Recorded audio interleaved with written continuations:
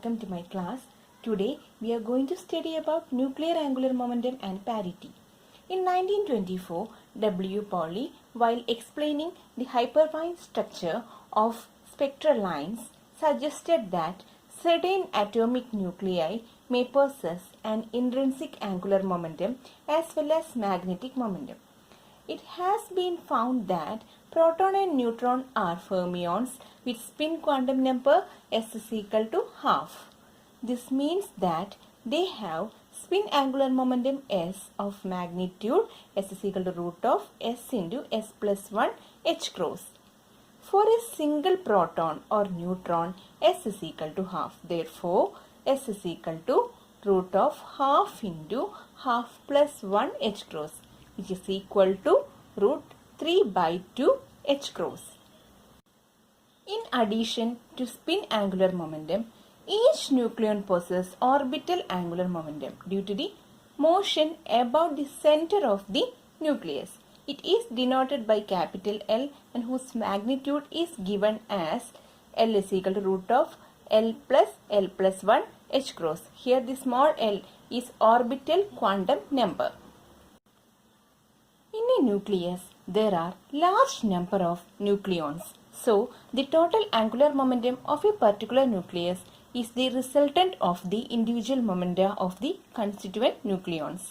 Corresponding to total angular momentum quantum number I, the magnitude of total angular momentum is root of I into I plus 1 h cross.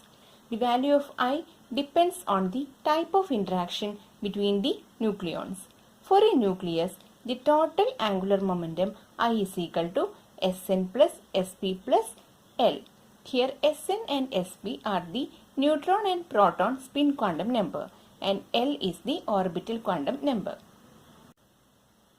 Along with the nuclear spin, the parity is also used to label nuclear state.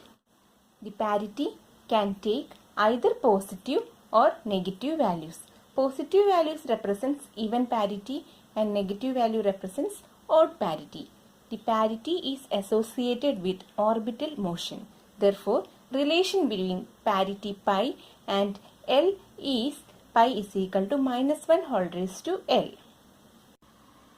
So, there is an even parity for L is equal to 0 state and L is equal to 2 state, and odd parity for L is equal to 1 state, and etc. Like the spin I, we regarded parity pi as the overall property for the whole nucleus.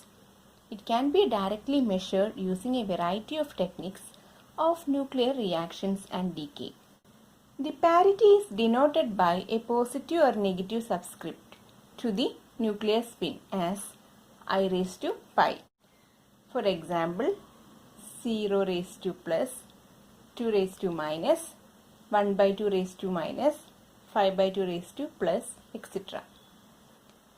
There is no direct theoretical relationship between I and pi.